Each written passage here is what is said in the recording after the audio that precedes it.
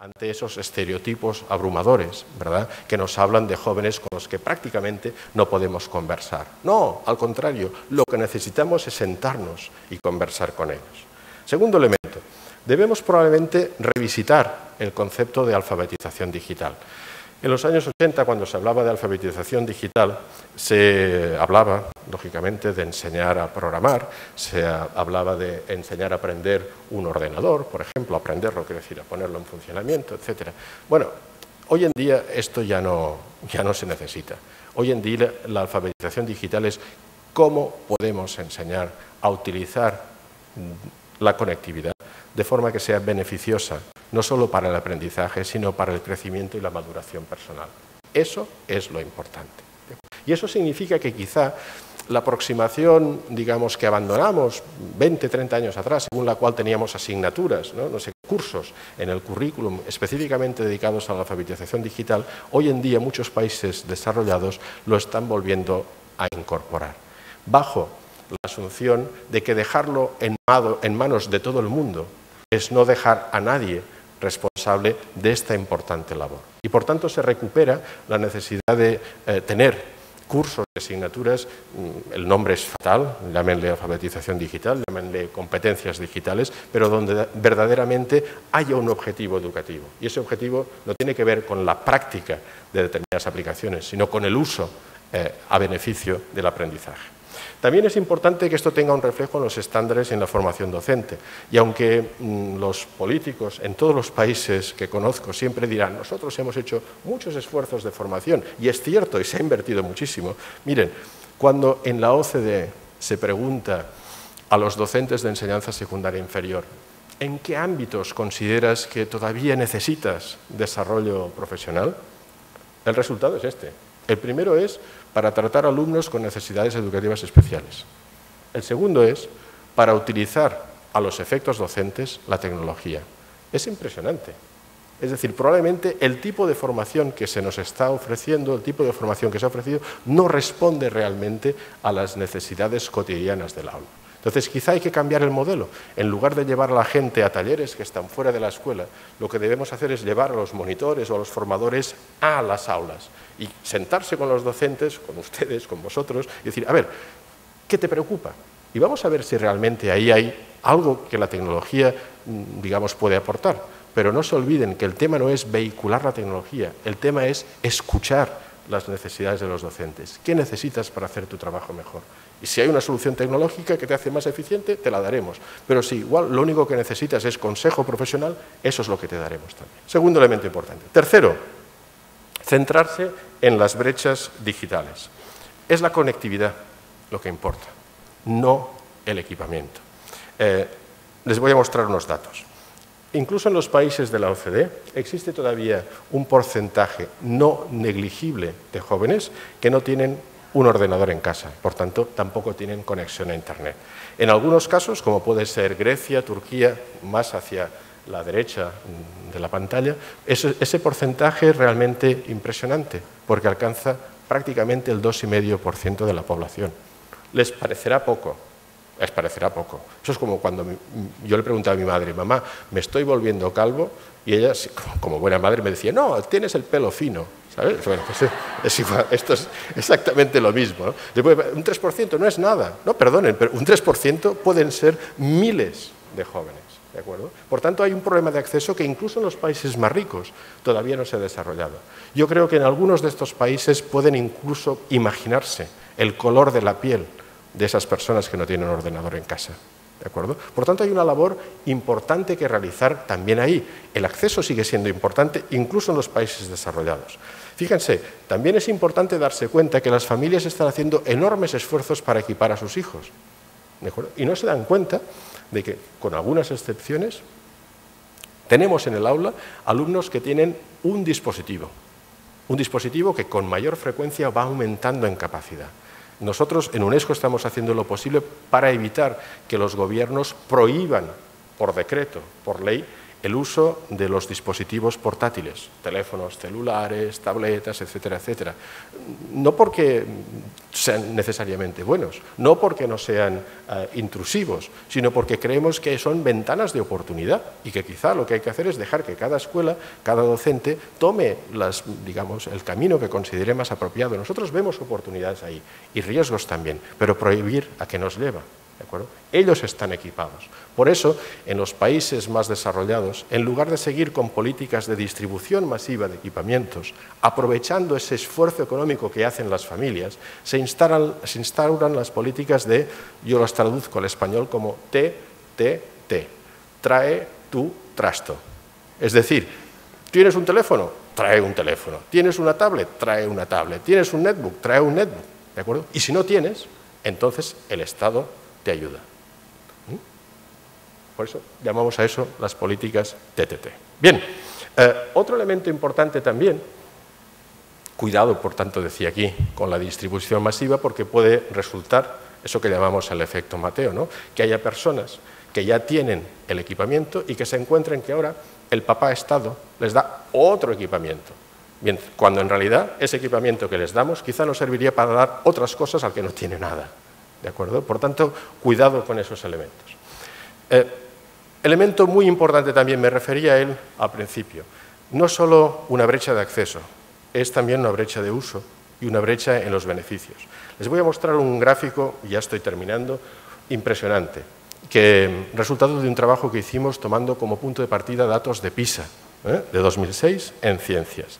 A la izquierda tienen ustedes lo que serían la escala de competencias en PISA, que está dividido en 5 gradientes distintos, nosotros solo vamos a utilizar 3, y es un supuesto estadístico.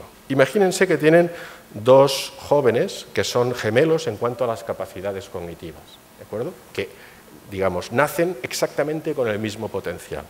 Si les colocamos en 2 familias con extracción socioeconómica distinto, separamos a los gemelos y les colocamos, sabemos perfectamente que el efecto de ese contexto familiar va a ser determinante en sus resultados. ¿De acuerdo? Uno, podríamos decir, se va a quedar donde está y el otro, el que va al contexto más favorable, va a aumentar.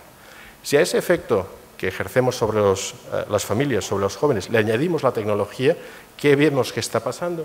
Bien, el que más tiene consigue beneficiarse de la tecnología para mejorar incluso más sus resultados escolares.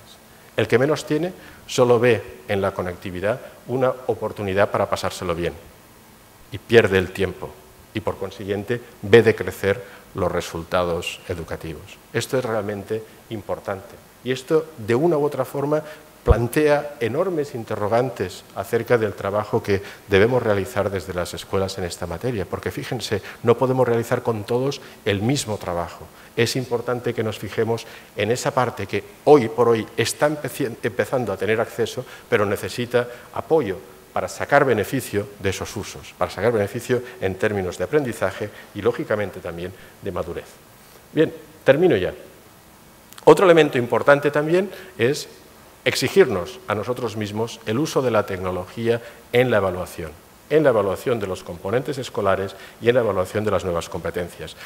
Hay que poner, como dice el refrán español, las barbas a remojar, porque el proyecto PISA de la OCDE ya ha empezado a medir las competencias digitales. Nosotros no tenemos datos de Argentina, apenas se ve, pero al final, por desgracia, al final de la gráfica, en los lugares más bajos, se encuentran algunos países, en concreto Chile y Colombia, que participaron en este estudio. Y ahí se acredita, cuando la OCDE pone el ojo, digamos, en la evaluación de algo, eso significa que eso tiene un valor económico importante, que eso está vinculado al crecimiento de las oportunidades de desarrollo económico y también de los individuos. Fíjense, es un primer signo. En 2015, el proyecto PISA de la OCDE está ofreciendo a los países, no sé cuál es la posición de Argentina, está ofreciendo a los países la posibilidad de que los alumnos se examinen frente a una pantalla de ordenador. ¿De acuerdo? El examen PISA que ustedes conocen, que es en lápiz y papel, frente a una pantalla de ordenador. Eso tendrá un importante efecto cascada. En algunos países de la Unión Europea, los exámenes de acceso a la universidad se hacen frente a un ordenador con conexión a Internet. Por tanto, no les preguntan cosas que puedan bajarse de la Wikipedia, les preguntan otras cosas, ¿eh? Y eso es tremendamente importante. Y es muy importante que nos demos cuenta, voy a utilizar unos datos que vienen de Chile, precisamente, que la adquisición de esas competencias, en ausencia de intervención educativa específica, está extremadamente vinculada a la extracción sociocultural de los alumnos. Esto es terrible. Esto es terrible, porque genera de nuevo una demanda espectacular sobre las escuelas. Si nadie hace nada, gana más el que más tiene. ¿De acuerdo? No nos lo podemos permitir. Bien, últimos dos elementos importantes, pero rápidos. En primero, necesitamos establecer sinergias entre lo formal y lo informal. Los docentes, las personas que sois profesionales de la educación escolar, tendéis a colocar lo que sucede en la escuela en el epicentro de las labores educativas. Y eso está bien. Para muchos alumnos eso es lo más importante que van a tener. Es el bastión, de una u otra forma, el cemento con el que van a construir su porvenir. Pero es importante que nos demos cuenta también de que hay mucho que está aconteciendo en lo informal, que nos aparece como una nebulosa. Fíjense que cuando yo he hablado de lo que los jóvenes hacían en casa, me he referido con muchas oportunidades a evidencias anecdóticas, cosas que yo he visto, porque no tenemos datos apenas, ¿no? Un ejemplo de los datos que sí tenemos vienen, por ejemplo, de nuevo, del Reino Unido, donde nos muestran, lo veréis con más detalle cuando reviséis la presentación, nos muestran hasta qué punto hay actividades que los alumnos hacen en casa con la tecnología que nunca hacen en la escuela y viceversa. Hay ahí, si el alumno está permanentemente conectado, si lleva el dispositivo con él, ¿cómo es que no terminamos de ver cuál es la sinergia que puede existir? ¿Qué podríamos hacer? ¿Qué puentes podríamos establecer? Y ahora llega la última digamos, implicación, que a mi juicio quizá es la lección más fundamental que yo puedo compartir, quizá como hipótesis de trabajo con vosotros. Y es que no podemos decir las cosas son así. Lo que sí podemos decir es que las cosas están cambiando. Y es muy importante que como profesionales de la educación sigamos de cerca los cambios que van aconteciendo en esas expectativas educativas y que intentemos aprender tanto como sea posible de esos jóvenes. Recordad que los estereotipos nunca nos ayudan como personas. Y os voy a poner un ejemplo, y con esto me gustaría cerrar. Asumimos normalmente que a los niños cuando van a la playa lo que les encanta es sentarse en la arena y hacer castillos de arena, precisamente. Bueno, pues a este no. Muchísimas gracias. El aplauso para el señor Francesc Pedró por su importante aporte a este encuentro internacional. Vamos a abrir un breve espacio de preguntas. Acá la gente de producción le vas a acercar el micrófono. Tenemos solamente 15 minutos. Vamos a empezar por aquel sector. Van a acercar el micrófono. Las preguntas, por favor, que sean concretas, ya que, bueno, vamos a tener seguramente muchas personas que quieran preguntar o vertir alguna que otra pregunta con respecto a lo que ha disertado recién Francesc. Hola, buenos días. Yo soy docente en idiomas extranjeros y el problema que tenemos es que justamente no tenemos material didáctico adaptado a estas nuevas tecnologías. Entonces lo que tenemos que hacer individualmente, cada docente, es preparar en casa a partir de estas nuevas tecnologías o no tan nuevas como decía ayer el otro disertante, y tenemos demasiada tarea para que se adapte a estas nuevas tendencias. No sé qué es lo que usted opina. Gracias. Me imagino que eso debe ser todavía más difícil en el caso de otras materias donde la existencia de recursos, incluso la oferta comercial, es más baja, ¿no? Ayer se hizo referencia al importante papel que las editoriales tienen en este sentido. Y nosotros en la UNESCO con frecuencia utilizamos la expresión de la dictadura de las editoriales, porque realmente si digamos, nos ayudaron un poco cambiando o ofreciendo, digamos, al mismo tiempo que el papel, otros recursos, eso sería, digamos, una oportunidad impresionante para todos nosotros. Pero es verdad también que, y hay un segundo elemento interesante ahí, es verdad también que muchos gobiernos se embarcaron tiempo atrás en la creación de portales nacionales en los que se distribuían recursos. Y hoy estamos viendo cómo esos portales nacionales donde el propio, digamos, las autoridades públicas producían recursos, tienen problemas realmente de utilización. Y entonces lo que están haciendo ahora las autoridades públicas es dar apoyo a la creación de redes de docentes. Es decir, si hay una persona, que en la sala eres tú, que está preocupada por ese tema y podemos conseguir que haya 2 o 3 más, quizá podemos generar de una u otra forma esfuerzos compartidos, en lugar de invertir el dinero quizá en crear recursos, que algunos son muy interesantes, pero no terminan de llegar porque no están adaptados, y esa es la labor que hace el docente, a la realidad cotidiana de tus alumnos, del contexto en el que trabajas, ¿no? Por eso quizá ese énfasis en los últimos 15 años desde la producción de recursos directa hacia el apoyo a los docentes en la producción de esos recursos. La siguiente pregunta. Buenos días, bienvenido. Sí, buen día. Mi nombre es Martín. Soy maestro. El 50% de los jóvenes de 18 a 25 años en España al paro.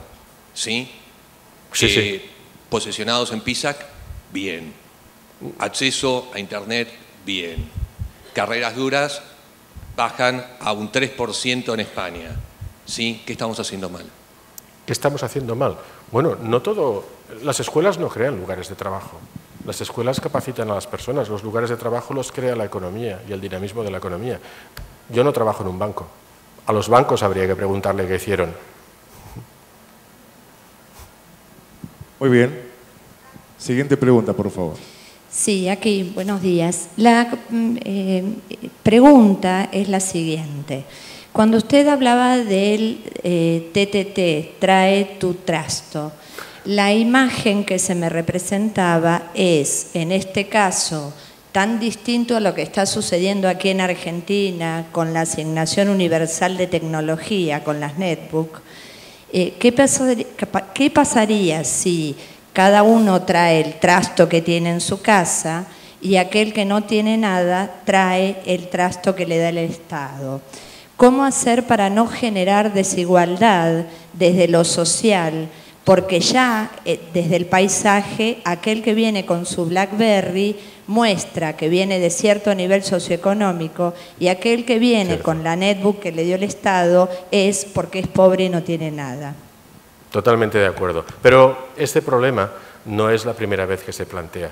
Y en lugares donde esas políticas se pusieron en práctica, como por ejemplo en los países nórdicos o en el Reino Unido, lo que se hace no es dar el dispositivo al alumno, sino lo que se hace es subvencionar la compra de un dispositivo por parte de la familia. De forma que puedes traer perfectamente una BlackBerry, puedes traer lo que a ti te apetezca en igualdad de condiciones. Lo que el Estado hace es financiar la adquisición de ese equipamiento, porque lo que menos importa es precisar las características técnicas, lo que importa es que traigas un dispositivo que te permita estar conectado. Por eso es importante que las políticas públicas se destinen a la creación de infraestructuras, a la dotación de buenas conectividades en la escuela y sobre todo de plataformas y de contenidos. Y esos contenidos, como dije antes, no tienen por qué ser proveídos por el Estado, sino que lo que el Estado probablemente tenga que hacer es apoyar a las comunidades de docentes para que generen sus contenidos. Por consiguiente, yo creo que tiene razón, intuitivamente es muy claro que, imagínate además, si todas las netbooks que se repartieran fueran de color malva, ¿no? Enseguida quedarían identificados esos alumnos, ¿no? No, yo creo que lo que se hace es precisamente dar a las familias la oportunidad de que adquieran aquello que consideren más apropiado. Siguiente pregunta, bienvenida. Sí. ¿Puedo? Hola, soy Alicia y gracias por escuchar y responder a mi pregunta. Quería saber, de todas estas problemáticas que nos contaste y que compartiste con nosotros, ¿qué cosas llegan y qué cosas están trabajando en los profesorados, en la preparación de los docentes? Por mi actitud ya ves que tengo poco que decir, ¿no? Nosotros hicimos un estudio hace 3 años acerca de la utilización de la tecnología en los centros de formación inicial del profesorado. Tal vez ingenua idea de que en un mundo perfecto, si yo quisiera saber de qué manera un país juzga que debería ser la buena educación escolar, el único lugar donde lo puedo ver materializado es en un centro de formación del profesorado, porque ahí debería haber, digamos, lo mejor de lo mejor en términos de recursos humanos, en términos de tecnologías, etc., ¿no? Para terminar rápido, el estudio concluyó que incluso a nivel de infraestructura, los centros de formación de profesorado estaban en peores condiciones que las escuelas del país al que servían, ¿no? Y eso es indicativo, es decir, podrían estar mejor. Desde luego no es solo un problema de inversión, es un problema de demanda también. Entonces, a mí me da la sensación de que hay mucho que hacer y que realmente lo que debemos, el problema de la tecnología es solo uno de los indicadores de la eventual desconexión que puede existir entre los centros de formación inicial de profesorado que generan la identidad profesional de los docentes, tal vez, y las necesidades, digamos, de lo que es la realidad cotidiana en las aulas, ¿no? Para mí, la tecnología es solo un indicador. Pero quiero acabar diciendo que esto no solo tiene que ver con los países más pobres o de ingresos medianos. Yo viví en Finlandia, top en PISA, la siguiente situación, en un centro de formación del profesorado. Estaban charlando y tal, y yo tenía una necesidad imperiosa de mandar un mensaje de correo electrónico. Claro, Finlandia, gran conectividad, y pregunté al señor que nos paseaba por ahí, ¿aquí donde estamos? ¿Hay conexión a Internet? Claro que sí. Wi-Fi, claro que sí. ¿Cómo hago? Bueno, tiene que sentarse allí, porque aquí no hay. En Finlandia, ¿de acuerdo? Eso significa que de una u otra forma hay que incidir primero en el lugar donde precisamente se genera ese concepto. Y si queremos realmente una educación de calidad, hay que empezar primero por poder estar orgulloso de la calidad de nuestros centros de formación del profesorado. Muy bien, vamos a realizar las últimas 2 preguntas. Sí, adelante, buen día. No sé. ¿Qué tal? Mi nombre es Esteban, estoy en educación superior y hasta ahora se habló del rol del Estado en cuanto a lo que brinda o no el mercado, las instituciones, pero hasta ahora no se mencionó, no se preguntó por parte nuestra qué hacemos los docentes, y creo que eso estuvo un poco ayer en cuanto a lo que se decía con respecto a la creatividad y la innovación. Y todas las estadísticas mostraban pruebas estandarizadas y demás. Si hay si hay estudios con respecto a innovación o creación en la implementación de las tecnologías, y si están publicados. Sí, claro que las hay, y muchísimas, y algunas de ellas publicados precisamente por la Fundación Telefónica. El problema implícito en lo que planteas es qué consideramos una buena práctica o qué consideramos una innovación educativa soportada por la tecnología. Desde la posición de la organización que yo represento, una innovación educativa debería poder medirse en cuanto a sus efectos en 2 áreas distintas. Una innovación o una determinada actividad es una buena práctica si consigue mejorar la calidad de los resultados de los alumnos, o, si no haciendo esto, por lo menos consigue mejorar la satisfacción de los actores que participan en ella, ¿no? En ausencia de estos 2 elementos de medida, a mí me parece que podemos confundir una innovación educativa con un cambio que el docente un buen día desea introducir, con una actividad que desea probar, que me parece que está en los genes de los profesionales de la educación, es decir, ese deseo de probar cosas, ¿no? Pero para nosotros una innovación educativa tiene que tener un impacto que sea medible. Si no, generamos de nuevo un divorcio entre 2 discursos, el discurso de la innovación educativa y el discurso de lo que realmente cuenta. Última pregunta, adelante, buen día.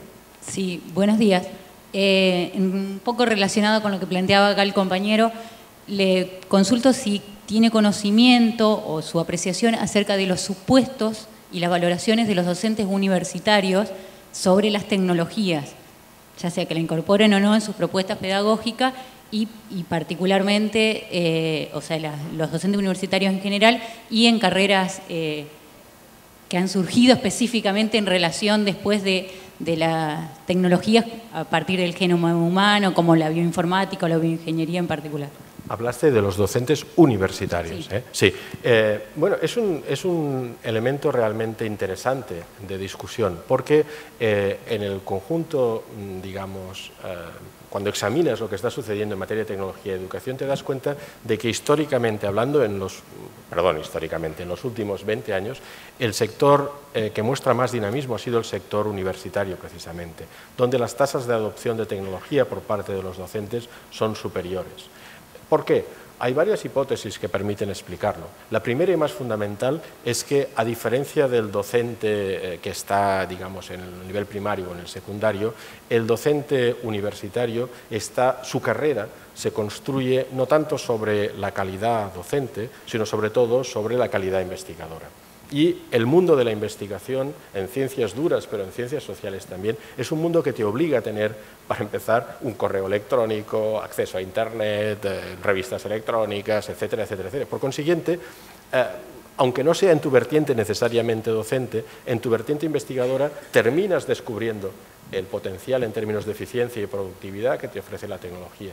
Y en ese contexto no es extraño que haya más oportunidades, digamos, de transferencia, de deseo de prueba de eso que me funciona bien en la investigación. ¿Por qué no podría hacer las cosas más convenientes para mis alumnos y demás, ¿no? Es paradójico, a mi juicio, que un lugar en el que, digamos, tradicionalmente esperamos ver poca innovación educativa, en términos de tecnología se haya producido tanto. Sin embargo, esto topa, quizás sería para otra charla, esto topa con un efecto rebote muy interesante por parte de los estudiantes universitarios. Es decir, con diferencias entre las carreras, los estudiantes universitarios en general no son muy partidarios de experimentos.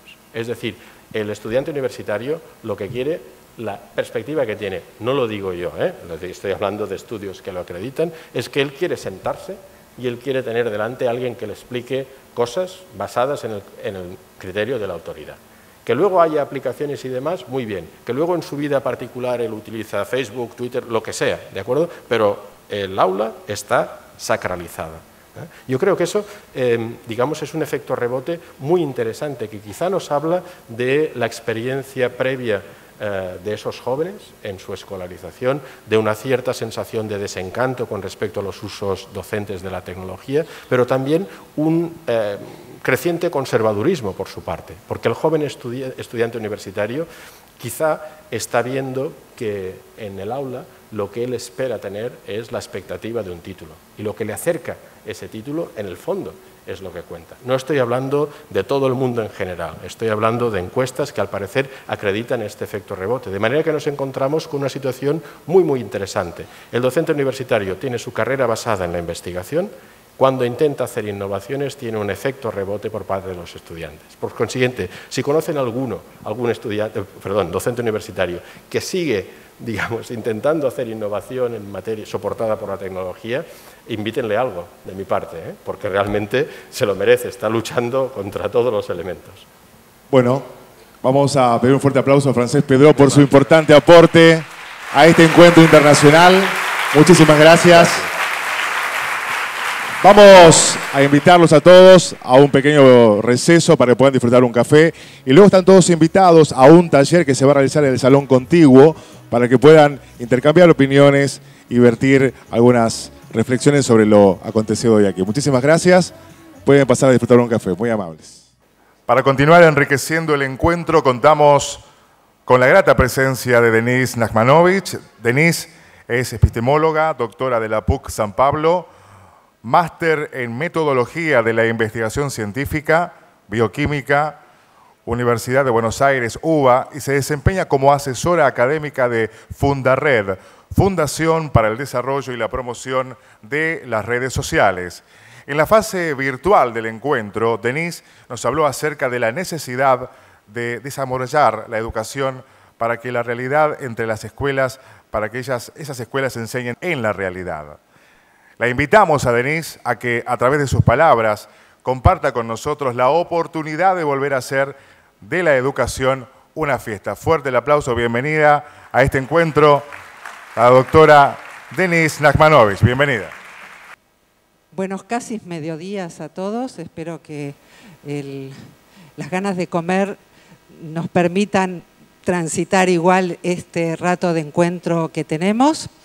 Yo comienzo siempre todas mis presentaciones, o casi todas, con esta imagen, que es parte de un cuadro de mi marido, y es en realidad una forma de sentirme en casa. No es tanto por ustedes, me la regalo a mí y empiezo así mi fiesta. Y tiene una frase de Marcel Proust, que es la invitación que yo quiero hacerles este mediodía.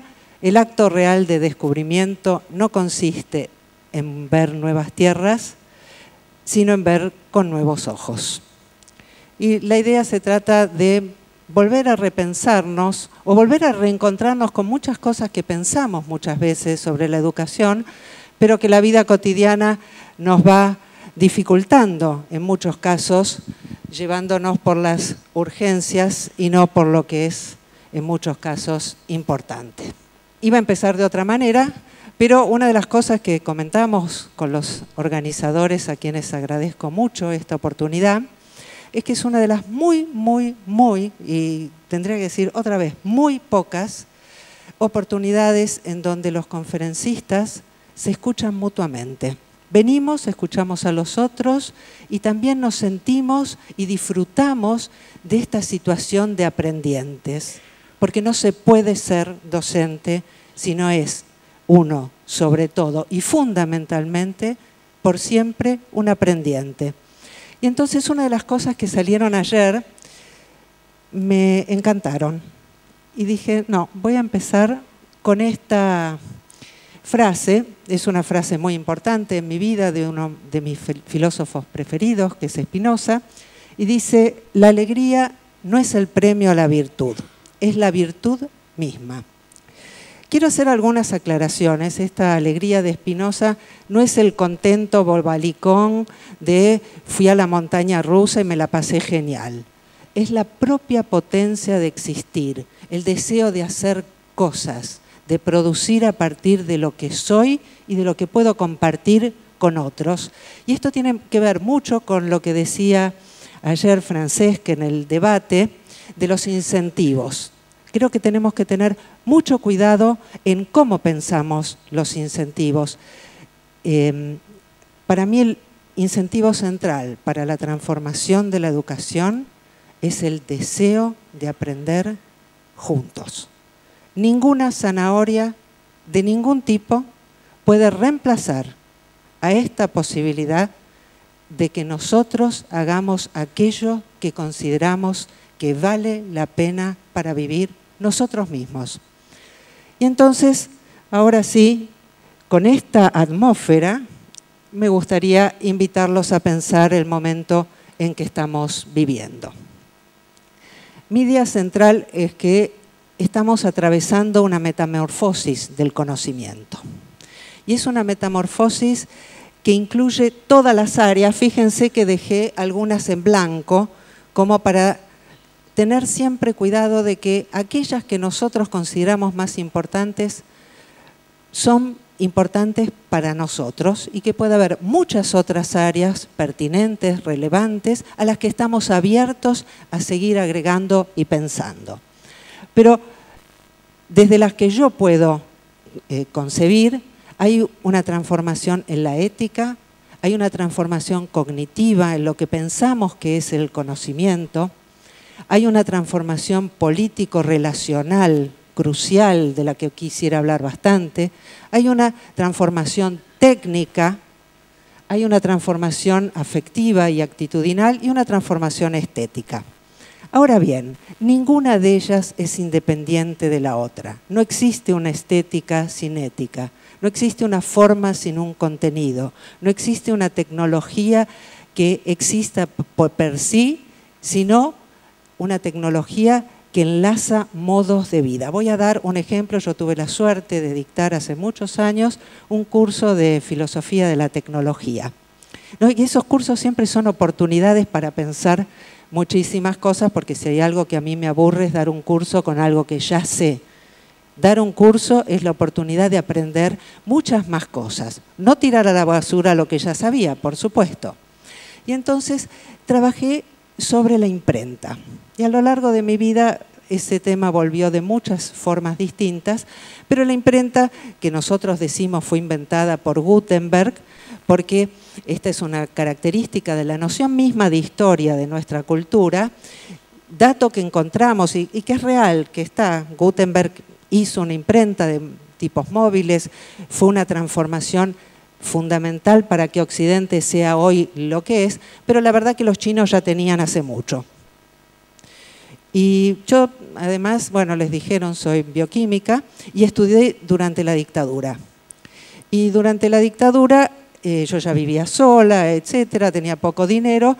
Los libros, y a mí me gusta estudiar de libros, eran caros. Y estaban unas ediciones rusas geniales que la Unión Soviética vendía por precios muy módicos y todavía se podían conseguir. Entonces estudié libros rusos.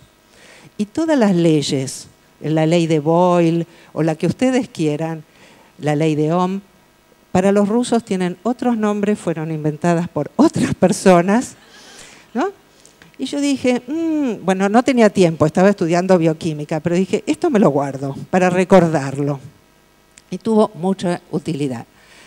La imprenta entre los chinos no generó ninguna revolución. No fue una tecnología revolucionaria, porque estaba adaptada al modelo de la burocracia china. La imprenta era algo que funcionaba dentro de la estructura burocrática de un gran imperio burocrático. La imprenta produjo una gran transformación en Occidente, no por su sola virtud tecnológica, y fíjense, muy específicamente digo, no por su sola virtud tecnológica, ella también importa, pero lo que fue fundamental es cómo influyó en la posibilidad de producir libros en una sociedad donde empezaba a haber gente que podía leerlos. Y cómo eso hizo, entre otras cosas, una transformación muy importante de las relaciones de poder, porque la Iglesia tenía el monopolio de los manuscritos y los copistas. En cambio, las imprentas fueron generosamente financiadas por los príncipes. De tal modo que si bien primero se imprimieron Biblias, luego se imprimieron todo tipo de libros que hacían a la construcción de otra cultura. Y si hoy Internet produce entre nosotros una revolución, no es solamente ni meramente por sus virtudes técnicas, que participan necesariamente de ella, sino fundamentalmente porque nos está proponiendo un modo diferente de conectarnos, de compartir. Y no es Internet, no es la máquina. Hoy en día yo soy absolutamente defensora del software libre, de, como dijo también otro de los expositores, menos copyright y más right to copy, de encontrar otras formas de compartir. Soy una de las damnificadas de las editoriales que se quedan con gran parte de lo producido por los autores, entre toda la cadena de distribución, etcétera, que nos llega muy, muy poco, y realmente estaría encantada de que encontráramos otros modos de financiar y de darle al autor algo de lo que está produciendo. Pero también tenemos que cambiar la noción de autor, porque esto es lo que está produciendo Internet entre nosotros. Voy a seguir un poco con este tema luego. Entonces, viendo todas estas áreas donde estamos en crisis, en transformación o con dificultades, yo quisiera plantear algunos desafíos. El primero es cómo pasar de un conocimiento estático al saber como proceso. Hablar de un cambio educativo sin cuestionar nuestra noción de conocimiento es como hablar de un cambio arquitectónico sin pensar la arquitectura. Es absolutamente inconcebible y lamentablemente muchas veces lo hacemos. El segundo punto, cómo combinar los saberes establecidos con las innovaciones. No voy a decir ninguna novedad, hace décadas, yo ya era chica y soy bastante jovata, cuando se criticaba el conocimiento enciclopedista, tomamos los colegios, etcétera, etcétera, no es novedad, seguimos igual, seguimos exactamente igual. Pero yo quiero dar un ejemplo que comparto con unos cuantos pensadores que aprecio mucho, y es que esta crítica a la memoria, como todas las críticas que suelen hacerse desde los modelos modernistas, parece abarcarlo todo. Y entonces se dejó de enseñar poesía, de memorizar poesía en las escuelas. Una actividad maravillosa. Yo cuando escuchaba a todos los brillantes expositores que me precedieron, decía, hemos sido bendecidos y probablemente cada uno de nosotros muy naturalmente, gracias también seguramente al ambiente en el que vivimos, con la posibilidad de poder hablar, ¿no? De poder comunicarnos y de contarles a ustedes las cosas que se nos ocurren.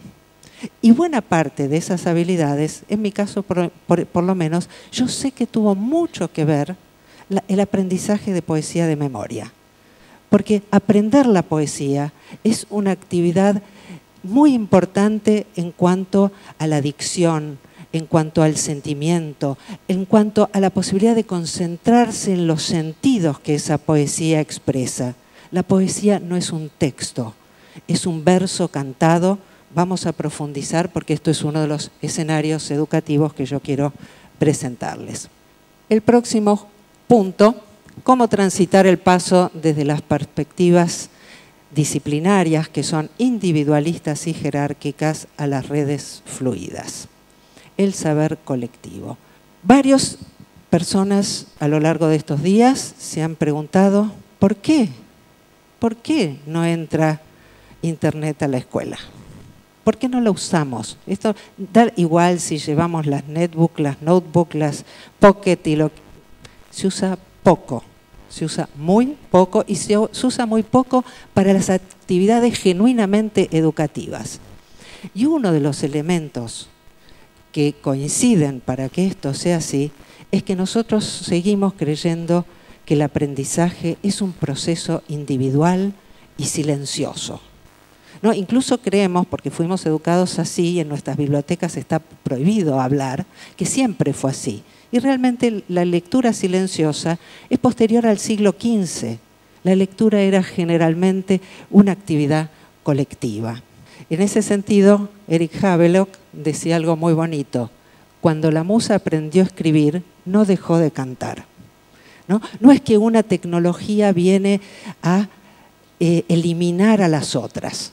Una tecnología provee un nuevo mundo, propone también transformaciones en los mundos existentes, algunas cosas quedan de lado, se produce lo que yo he llamado una reconfiguración, pero no una expulsión de los saberes que ya teníamos.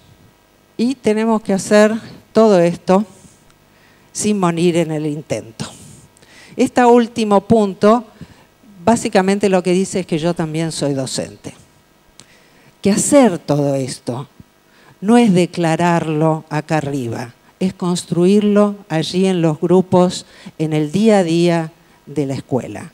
Para pensar sobre estas cuestiones, yo inventé esta idea de escenarios educativos. A veces los llamo paisajes, no tengo ningún motivo para haber usado un término u otro, solo que ya había publicado uno y después se me ocurrió otro porque me olvidé. Estas cosas también son importantes, ¿no?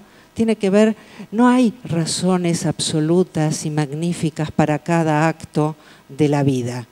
Estamos viviendo, estamos produciendo.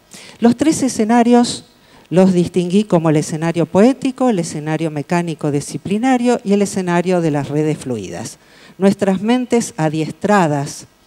Yo uno de los planteos que hago decía Cobo ayer de la importancia de desaprender. Yo coincido totalmente, pero le agrego, como vengo de la bio algo, le agrego un término, digo, hay que desadaptarse. Nosotros no solo hemos sido educados intelectualmente en algún lugar que nadie sabe dónde está, pero llama mente.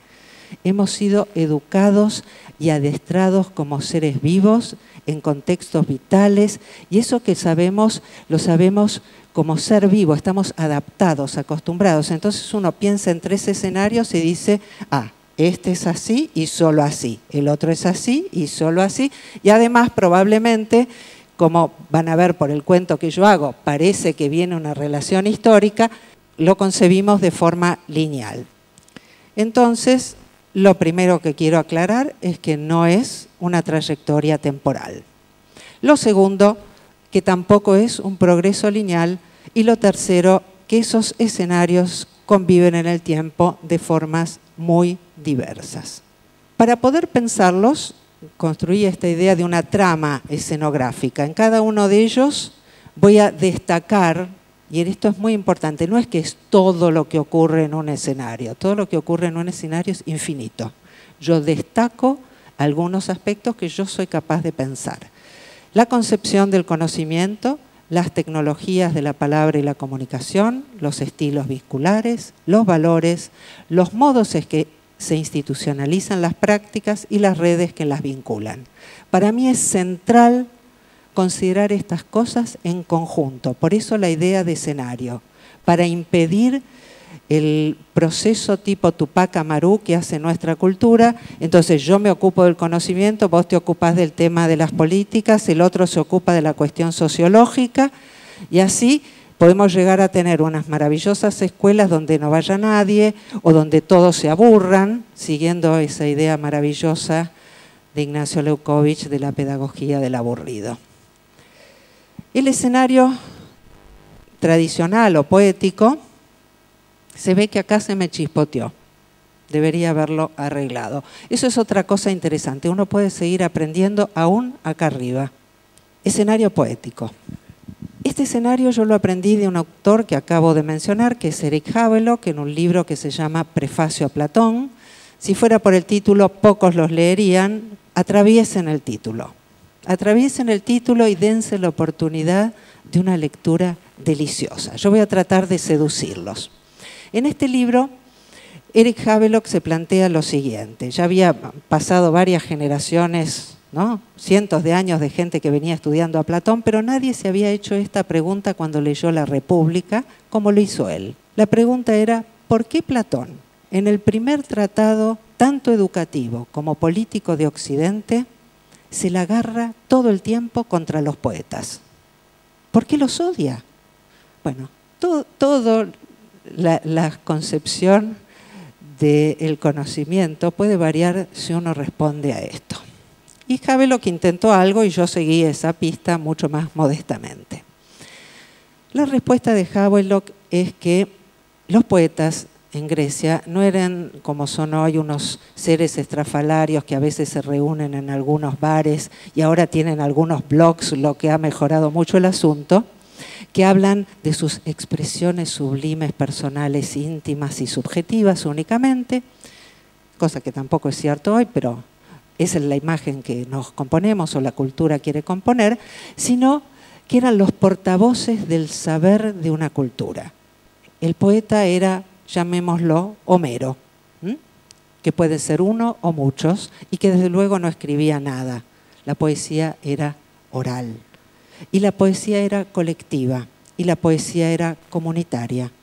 Y se recitaba con música, a veces se danzaba incluso, y era la enciclopedia cultural. Los que hayan tenido la suerte de que los obligaran en la escuela, como a mí, de leer la Ilíada o la Odisea, repasen cómo habla desde los barcos hasta cualquier actividad. Todo el saber de esa comunidad está allí en sus versos, porque sus versos eran la única forma posible de mantener el legado cultural, construir comunidad y sentirnos pertenecientes. Y era emocionalmente significativo y una construcción colectiva. Platón ya es el autor de la escritura, el autor que se distancia, el autor que se diferencia como autoridad, ¿no? El filósofo superior que tiene la verdad y nosotros que son como esclavos allí en la caverna. Y construye un modo de saber, que es el modo de saber que llamamos teórico. Teóricos eran los que miraban las Olimpiadas, los espectadores, el que está de afuera y no está comprometido ni corporal ni emocionalmente. Y así nos va. Siguiendo esta ruta, nuestra cultura, o retomando esta ruta, porque hacemos como si no hubieran existido muchísimas cosas en la historia, y decimos, hubo un periodo oscuro, generalmente es la parte más aburrida del colegio. Yo tuve una suerte, una tecnología extraordinaria, quiero compartir esto. Mi profesora de medieval era casi ciega, y una diosa hablando. Con lo cual, en las pruebas nos copiábamos todo. Muy argentino, muy real, no me avergüenza siquiera, así somos. Nos copiábamos todo. Pero en la clase estábamos todos allí maravillados. Todavía guardo el libro magnífico de Francisco Romero. Mis hijas han estudiado con él y una está en camino a ser una medievalista, si no lo es ya. Esa mujer supo transmitir un amor, un interés y un valor, que es la tecnología fundamental que tenemos todos para transformar la educación. Y su tecnología fue ser ciega a la estupidez, ser ciega a preocuparse o no, porque ella sabía que nos copiábamos, y no le importó nunca nada. Y entonces, a partir de esa tecnología, ella pudo construir muchas cosas. En cambio, nuestra escuela, la escuela moderna, se va construyendo en un escenario mecanicista, donde ya el modelo no solo es el de la escritura y el distanciamiento teórico, sino el modelo de los sistemas de referencia mecanizados. Siempre nos dicen, y sobre todo las películas han hecho mucho por esta creencia, que la primera industria masiva de Occidente fue el telar, ¿sí? Creo que la mayoría debe haber escuchado esto. Pero si miran las fechas, la imprenta es bastante anterior y es una tecnología de producción masiva. Y no solo es una tecnología de producción masiva, sino que produce masivamente lo que llamamos sistemas de referencia, es decir, un proceso de estandarización cognitivo. Y entonces el saber se determina solamente a partir de lo que las usinas de producción de los sistemas de referencia consideran saber, y se desvaloriza todo aquello que estas usinas no consideran importante o valioso. Las usinas, no hay que decirlo, pero como yo soy una pesada lo voy a hacer, están por supuesto en Europa, y no están en toda Europa, sino que pertenecen a las élites de poder europeo que van determinando qué es lo que es saber y qué es lo que es ser culto en nuestro mundo. Ese mundo además está dividido completamente en sistemas desacoplados. Nosotros podemos decir que este escenario mecanicista, yo podría agregarle también, podría corregir para la próxima, la suerte están filmando, así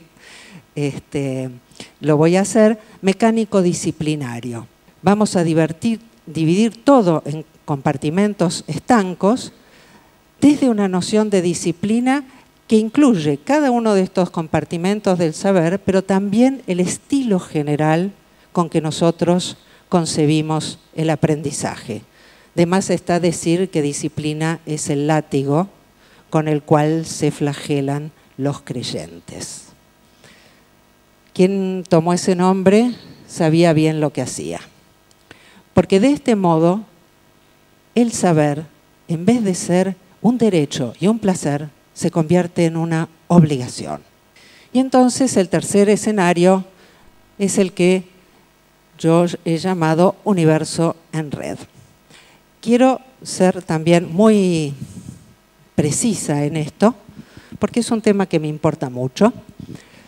Se habla de que ahora estamos en una sociedad red.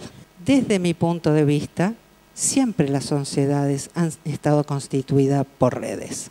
La diferencia no es si ahora hay redes y antes había otra cosa, sino de qué manera esas redes se fosilizan parcialmente para dar instituciones. Pero en todas las instituciones, desde las medievales a las arcaicas a las actuales, cuando algo se instituye es sobre un enorme bullicio que permanentemente sigue insistiendo, y es lo que Castoriadis denominó instituyente, y es lo que hace que una institución cambie. Y como todas las instituciones que conocemos han cambiado, es bien interesante pensar siempre simultáneamente esta dimensión de lo que ya está instituido conjuntamente con lo que ya está cambiando. Vamos a ver un poco en cada una de las dimensiones cuáles son las transformaciones centrales, y voy a hacer de vuelta hincapié en que no hay una separación temporal y que no hay escenarios puros. Nosotros muchos debemos haber visto una de las películas que yo más quiero, que es La lengua de las mariposas. La han visto, ¿sí? Ese maestro, para mí, es sobre todo un poeta. Está en un mundo mecánico, ya la escuela es la que es, pero él no concibe la escuela dentro de esos muros. La escuela entra y sale. ese hombre convive en 3 mundos simultáneamente y sin que haya entre ellos contradicción, aunque por supuesto hay enormes tensiones entre las distintas formas de vivir. Entonces, en el escenario poético, como les decía antes, lo fundamental era mantener el legado. Todo dependía de la memoria. Por lo tanto, la educación era básicamente memorística en este sentido de la fiesta colectiva que he mencionado. En el escenario mecánico se ha disuelto la fiesta y lo que tenemos es una educación disciplinaria, jerárquica, dividida en compartimentos estancos, que supone un progreso lineal dentro de cada uno de esos compartimentos. En el escenario de redes fluidas, la idea clave es dar lugar a la emergencia. ¿Qué quiere decir dar lugar a la emergencia? La emergencia parece algo de una ambulancia que va a venir por ahí, que también puede ser porque nosotros generalmente vivimos las emergencias como algo preocupante. Y emergente es todo lo que ocurre cuando vas a hacer algo que no estaba en tu planificación. La escuela mecánica es la escuela que ha sacralizado la planificación, que ha puesto su foco únicamente en los papeles y en los currículums, que no estoy diciendo ni que estén mal ni que estén bien, creo que eso ya es secundario. Lo que preocupa es que una vez sacralizados no hay lugar para la vida. Pero la vida pugna por salir y así los docentes vivimos permanentemente tironeados. A veces con mucho placer. La segunda dimensión es la espacial.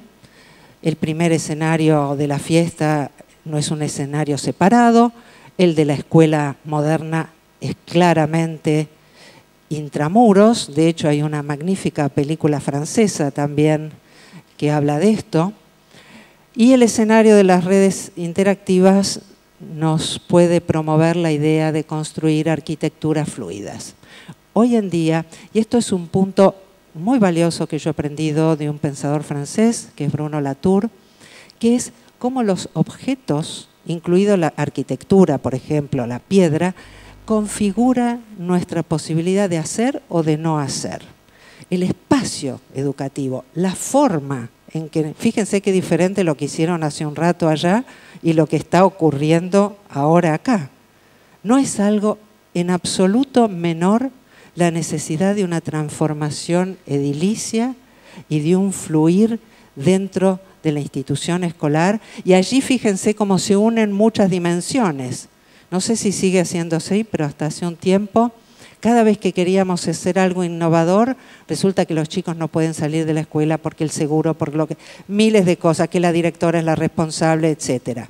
Cuando hablamos de políticas públicas, yo creo que más que preocuparse tanto de reformas educativas que para quedar geniales y creer que ellos han cambiado la educación, podrían ocuparse del día a día y podríamos ocuparnos nosotros como neociudadanos, como ciudadanos que no solo votamos una vez cada 4 años, sino que construimos nuestra comunidad, podríamos ocuparnos de decir, esto hay que cambiarlo. Necesitamos salir de las escuelas, necesitamos dejar que entren en las escuelas, necesitamos construir otros modos de seguridad en las escuelas. Entonces, tenemos un trabajo central en relación a la arquitectura. Necesitamos centrar todos los trastos, que es otro cambio central de la arquitectura. Y necesitamos cambiar el aula, pero no solo, porque a veces hacemos trampa, ¿no? Los ponemos en círculo y decimos eso ya es democrático, ya. El círculo, sobre todo los psicólogos sociales adoran, son los adoradores del círculo. Yo he trabajado mucho con ellos, saben que los quiero, pero tenemos que dejar esta tontería de lado. No es si círculo o si cualquier otra cosa, sino si construimos un espacio del compartir, que es el núcleo de la gran transformación que nosotros podemos establecer. La dimensión comunicativa, pasamos de la oralidad a la imprenta y a las tecnologías multimodales.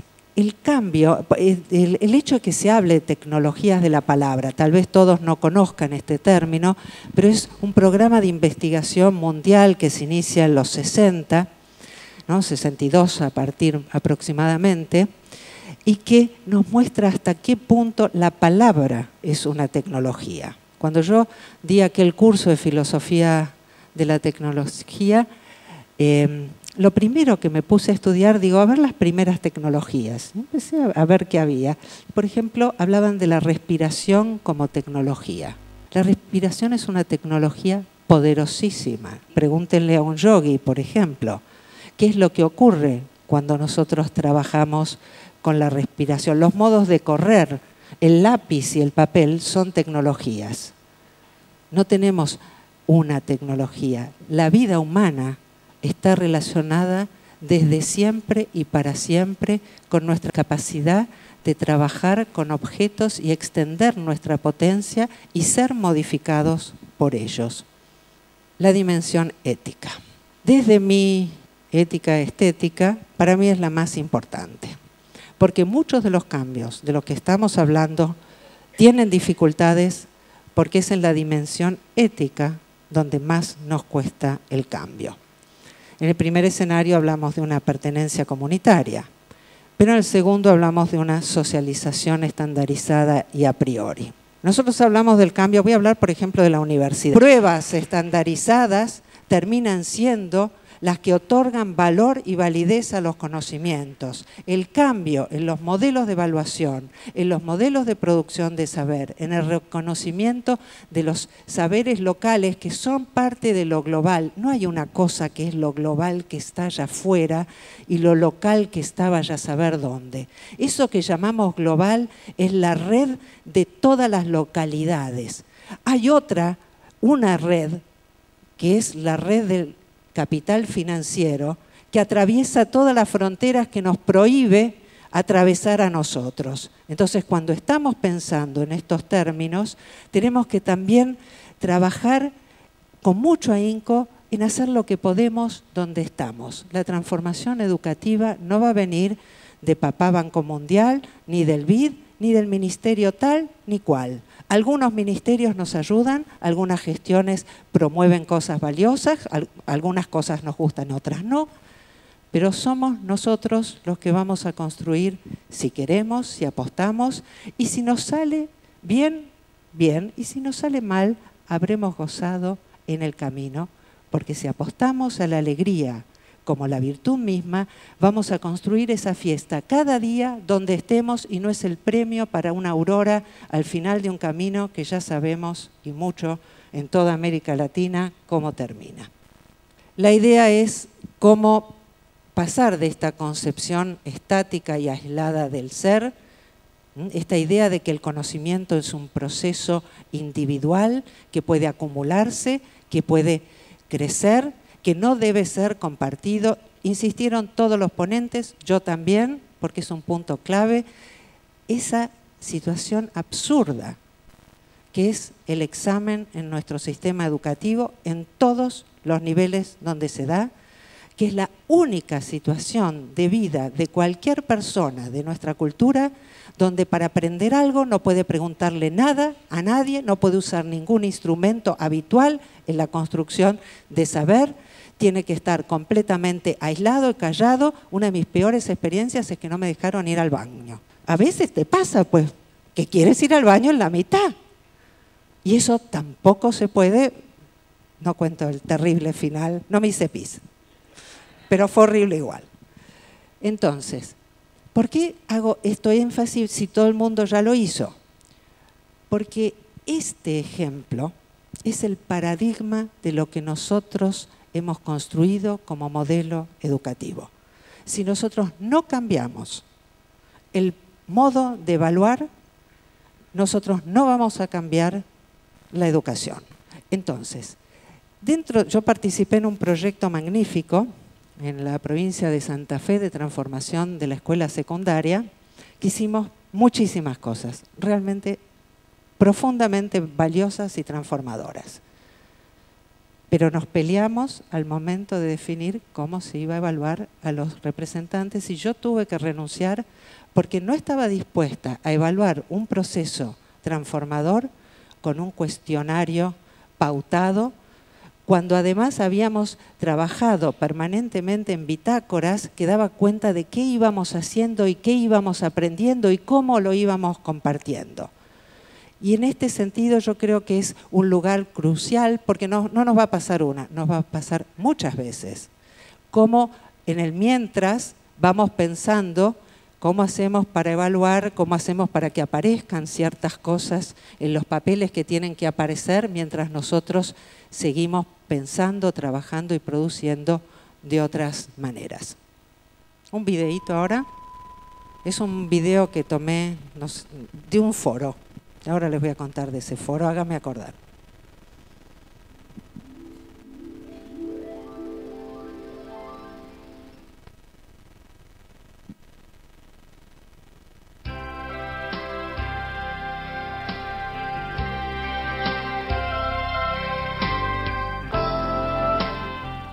Dois vezes 2. 2 vezes 2, 4. 2 vezes 3, 6. 2 vezes 4, 8. 2 vezes 5, 10. 2 vezes 6, 12. 2 vezes 7, 14. 2 vezes 8, 16. 2 vezes 9, 18. 2 vezes 10, 20. Prezada professora, é com satisfação que eu lhe informo. A partir de hoje, a sua escola será moderna. Faremos uma transformação, professor. Vamos instalar novos equipamentos para permitir que a escola possa ser moderna, ou seja, uma escola do futuro. As novas tecnologias podem proporcionar uma educação por excelência. Você não continuará dando aulas com a tabuada antiga, vai poder utilizar ferramentas modernas. Peças de menor importância, as pesquisas são necessárias em certos dados necessários. All systems operational.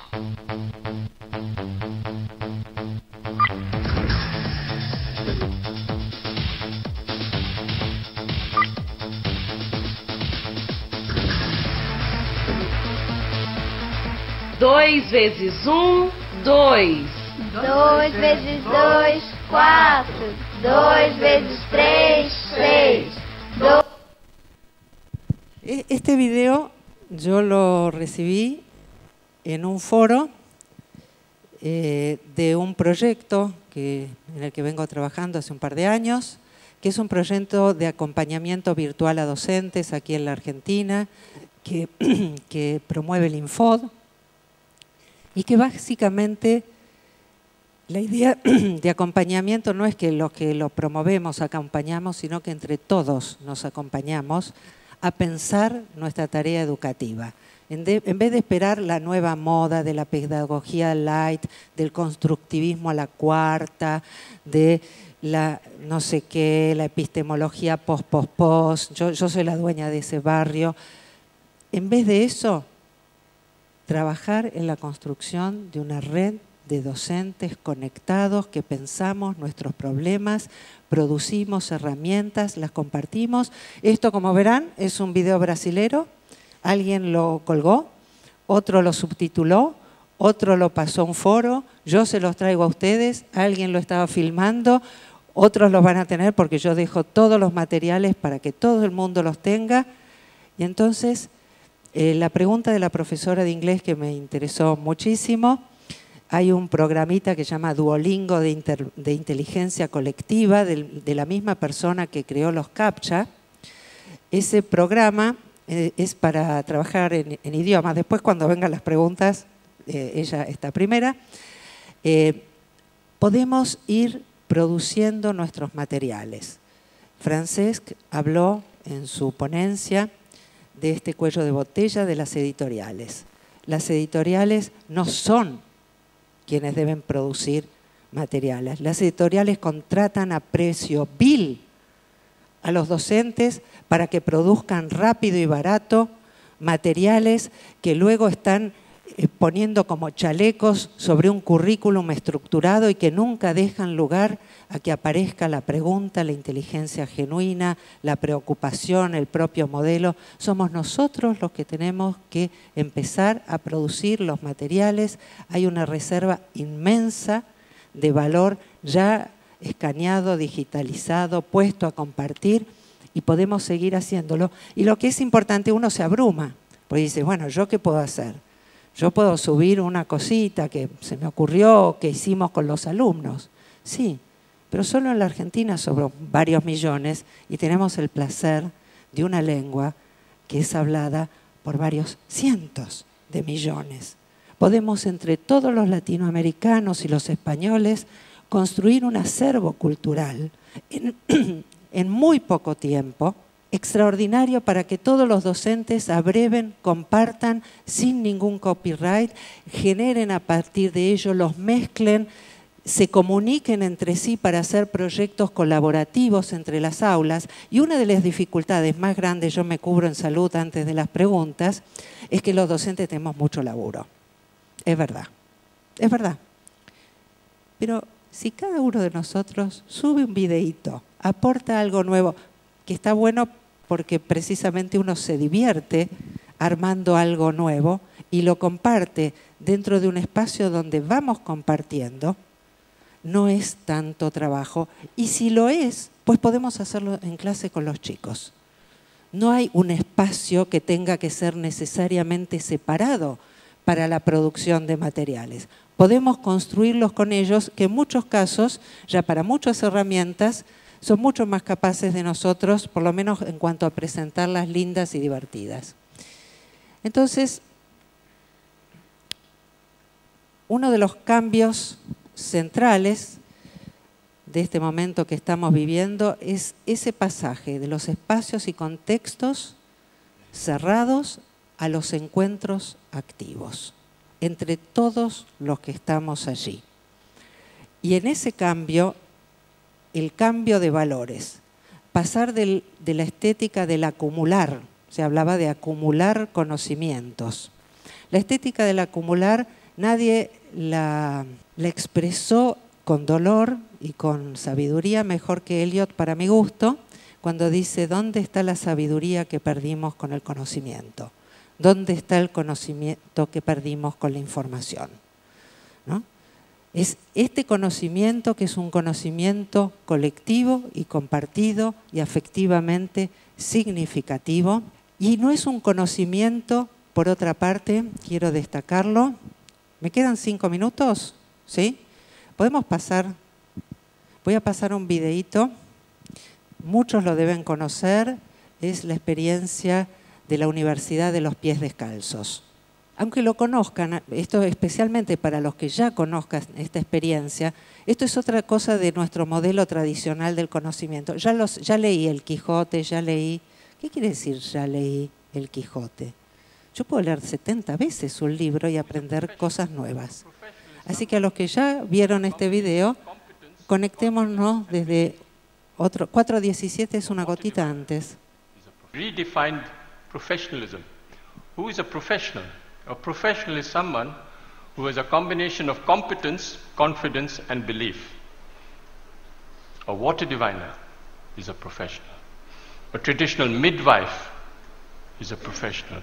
A traditional bone setter is a professional. These are professionals all over the world. You'll find them in any inaccessible village around the world.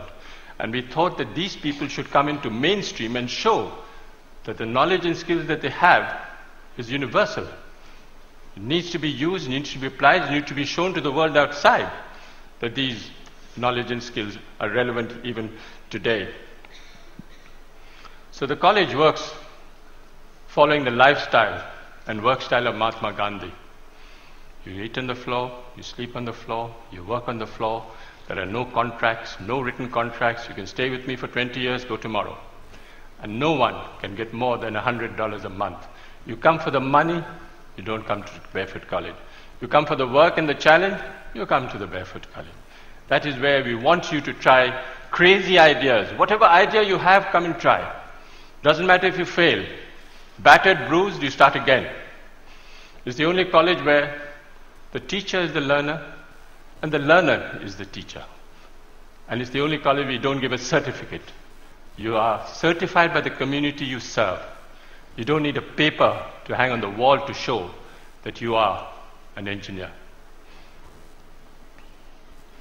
So when they said that, they said, well, show us what is possible. What are you doing? This is all mumbo jumbo if you can't show it on the ground. So we built the first barefoot college in 1986. It was built by 12 barefoot architects who can't read and write. Built on $1.50 a square foot. 150 people lived there, worked there. They got the Aga Khan Award for Architecture in 2002. But then they suspected, they thought there was an architect behind it. I said, yes, they made the blueprints, but the barefoot architects actually constructed the college. We are the only ones who actually returned the award for $50,000 because they didn't believe us and we thought that they were actually casting aspersions on the barefoot architects of Telonia.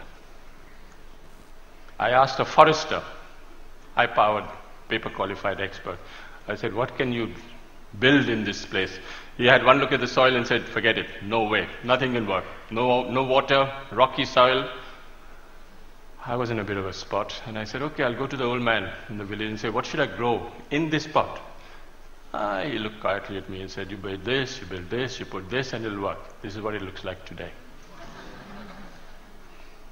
Went to the roof, and all the women said, clear out. The men should clear out because we don't want to share this technology with the men. This is waterproofing the roof. It is a bit of jaggery, bit of urine, and a bit of other things I don't know, but it actually doesn't leak. Since 1986, it hasn't leaked. This technology, the women will not share with the men. It's the only college which is fully solar electrified. All the power comes from the sun. 45 kilowatts of panels on the roof and everything works off the sun for the next 25 years. So long as the sun shines, I have no problem with power. But the beauty is that it was installed by a priest, a Hindu priest who's only done 8 years of primary schooling. Never been to school, never been to college. He knows more about solar than anyone I know anywhere in the world. Guaranteed. Food, if you come to the Barefoot College, is solar cooked. Bueno, es precioso, por supuesto, está en TED, está en mi página, debe estar en miles de páginas. Y es interesante, mientras lo veía dije, ¿qué cosas fui usando? Y tienen que ver sobre todo con cosas que puede producirse a nivel de cualquier colectivo. Porque me curo en salud y yo sé que en general empezamos que los ricos pueden, los pobres no pueden. Nadie va, y menos yo, a negar las diferencias brutales, ilegítimas e injustas que espero podamos cambiar en la distribución de la riqueza. Pero que eso no nos lleve a negar la potencia y el valor y el saber de las clases populares. Tenemos mucho todavía que aprender de ellas y mucho para nutrirnos y producir y transformar. Al interior, cuando hablamos del cambio de conocimiento en las escuelas, yo lo que decía, así como los profesores titulares, yo me incluyo, no tienen muchas ganas de renunciar, vivimos de ese sueldo, nos tendrían que dar alguna solución al asunto. Es cierto también que cuando se llama un cambio curricular, ¿a quién se llama? A los expertos de lo que ya hay.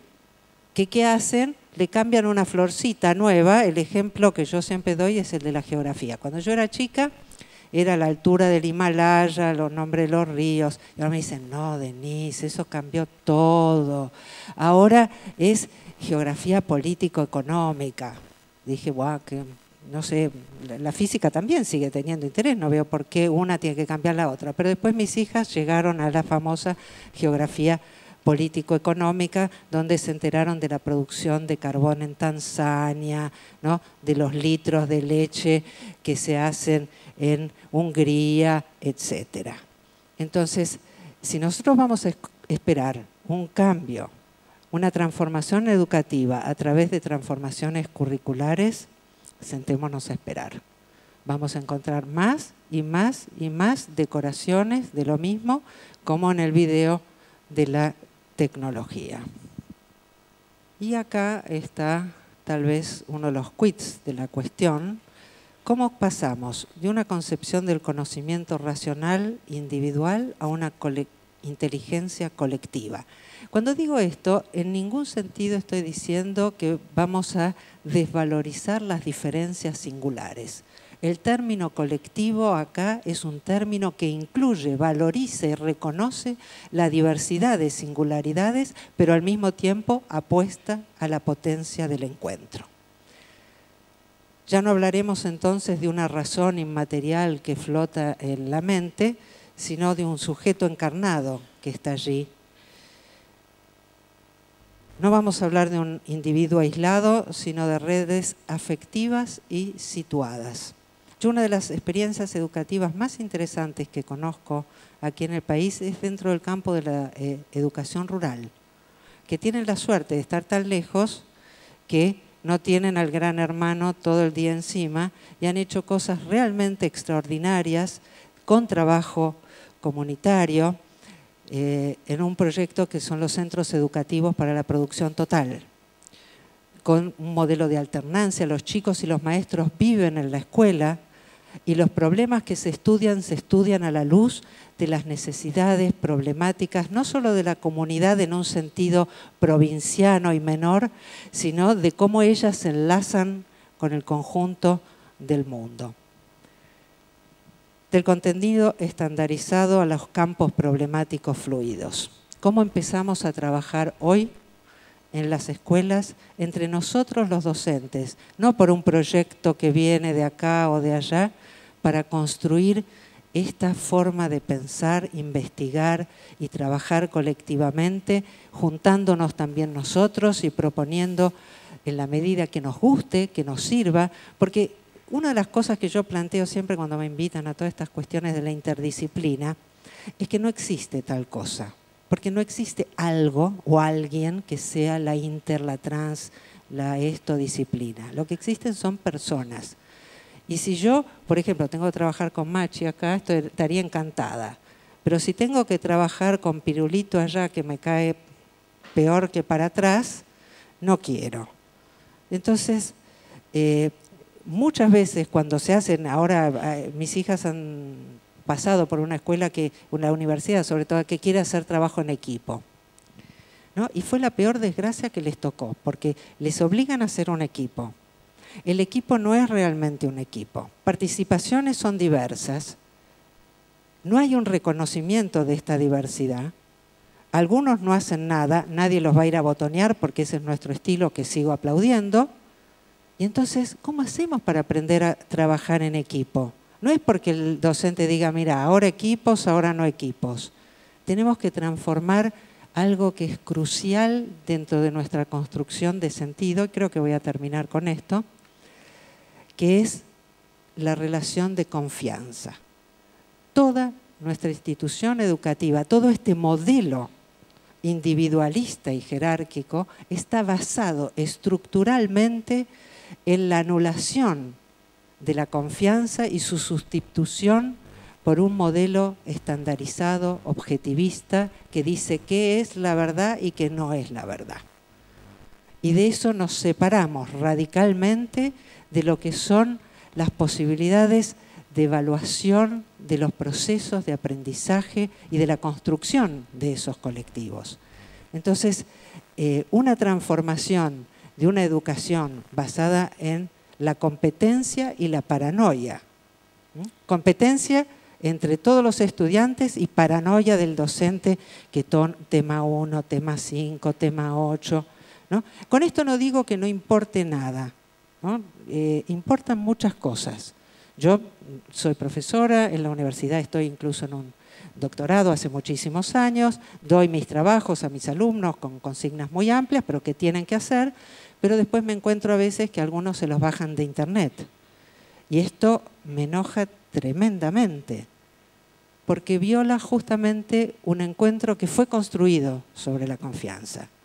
Pero que a veces alguien violente la confianza no quiere decir que esta debe ser reemplazada o que pueda siquiera ser reemplazada por un sistema que va a evaluar una supuesta verdad absoluta que finalmente termina siendo de nuestros niños repetidores de tablas, repetidores de textos, porque eso es lo que puede evaluarse objetivamente.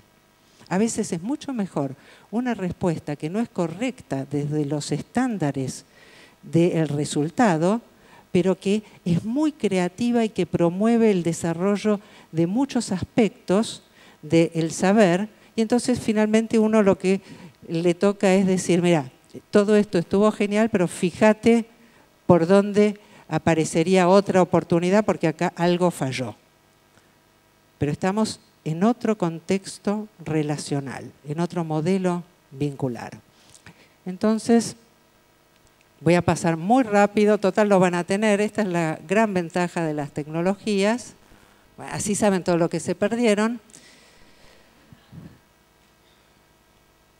La idea clave que quiero compartir es que esta transformación que estamos viviendo, a la que podemos promover, participar, disfrutar, construir en función de los valores que querramos promover en nuestra cultura, no es algo que vamos a hacer a partir de un marco teórico que lo estructure, lo organice, lo define y nos diga cómo se hace, sino a partir del pensamiento conjunto, de las prácticas, del acompañamiento que hagamos entre todos en esta capacidad que tenemos de pensar lo educativo. La tecnología más poderosa e importante es gratuita y nadie nos la puede sacar. Es el pensamiento, el deseo de aprender juntos y de disfrutar cuando lo hacemos. No tiene precio. La revolución educativa, por tanto, no es digital, pero se beneficia maravillosamente de las tecnologías digitales que me encantan, sino que es una revolución que tiene que ver con los encuentros. Y voy a terminar con una de mis frases preferidas de Deleuze. Para ello no hay método, no hay receta, solo una larga preparación. Vamos a compartir un breve espacio de 10 minutos para que ustedes puedan realizar algunas preguntas a Denise antes de cerrar este encuentro. Pueden levantar la mano, le acercamos el micrófono, si son tan amables. Allá al fondo vamos a empezar, en el fondo del salón. Aprovechamos a Denise 5 minutos más y vamos a ir clausurando ya este encuentro con la recta final. ¿Acá sobre qué sector? Después. Bien. Sí, tu pregunta, adelante. Perdón. No, solo quería aclararle a Denise que justamente a lo que yo me dedico es profesora de portugués, que justamente tenemos mucho menos material a disposición de lo que sería cualquier otro profesor de inglés, que en general sé que tienen más material. Entonces, esa fue la pregunta anterior al otro profesor.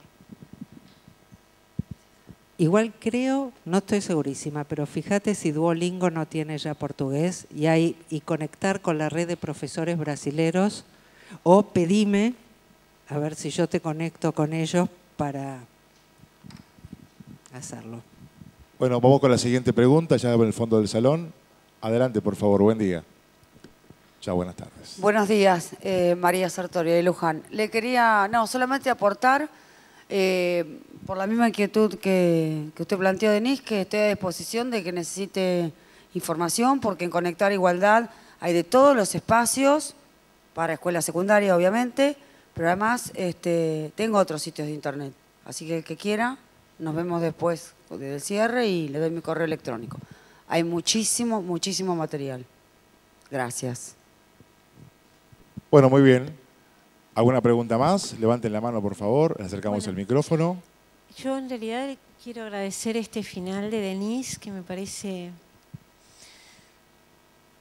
que da cuenta de este fluir del deseo, y quiero aportar un poema de Quasimodo, donde lo maravilloso está en un simple conector.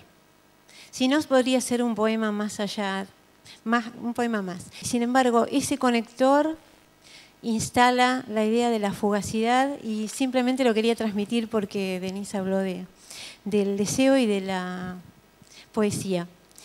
cada uno está solo en el corazón de la tierra, atravesado por un rayo de sol, y de pronto anochece.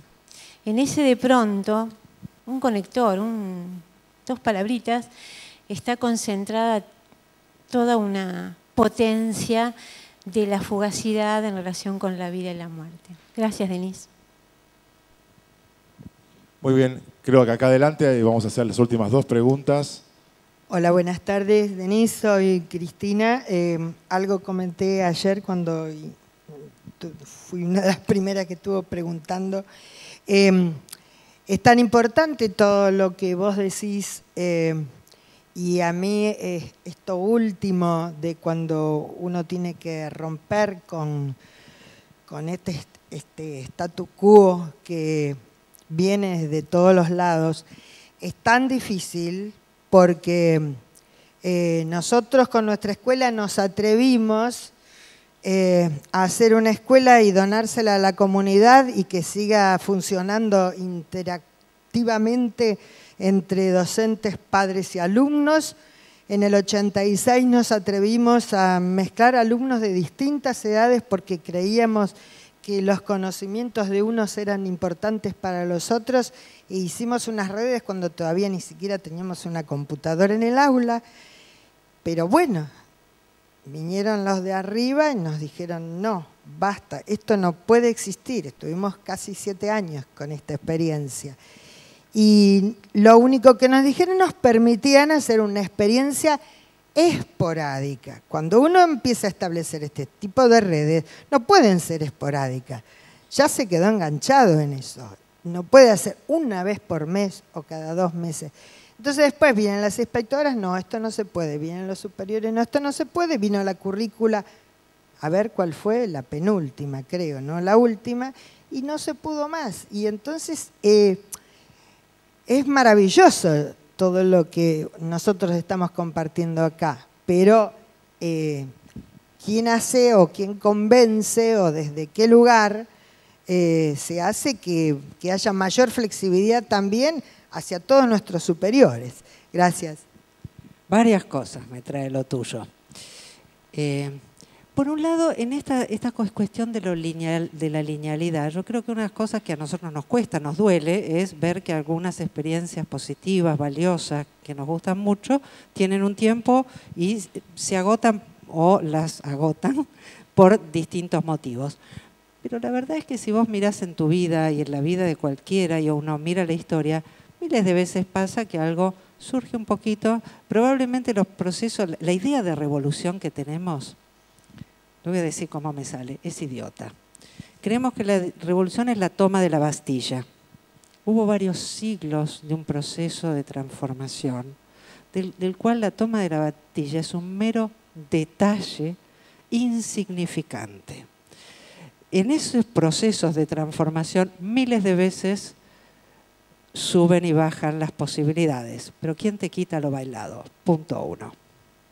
¿No? Si estamos apostando a la alegría, a la vivencia, y luego seguiremos intentando, porque es precisamente lo que nos va. Entonces, en este sentido yo creo que pensar esta transformación tiene muchos lugares y niveles diferentes, ¿no? Y que adquiere realmente relevancia cuando nos damos cuenta de cómo se va produciendo. En un momento le preguntaron a Max Planck, uno de los padres de la física cuántica, le dice cómo hicieron para convencer al resto de los físicos para el cambio de paradigma.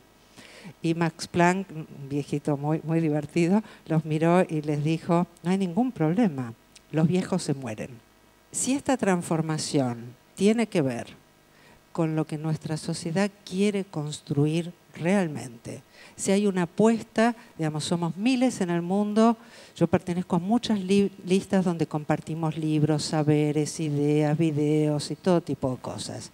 Y uno dice, ¿cómo hay tanta gente que pasa tantas horas escaneando, buscando, subiendo, compartiendo, lo sacan de un lado, lo ponen en el otro y vuelve y vuelve? Esto también hay que verlo. Sí, cerraron Megaupload, cerraron para mí mucho peor Library New, que era la mejor biblioteca que primero se llamó Gigapedia, académica, la cerraron.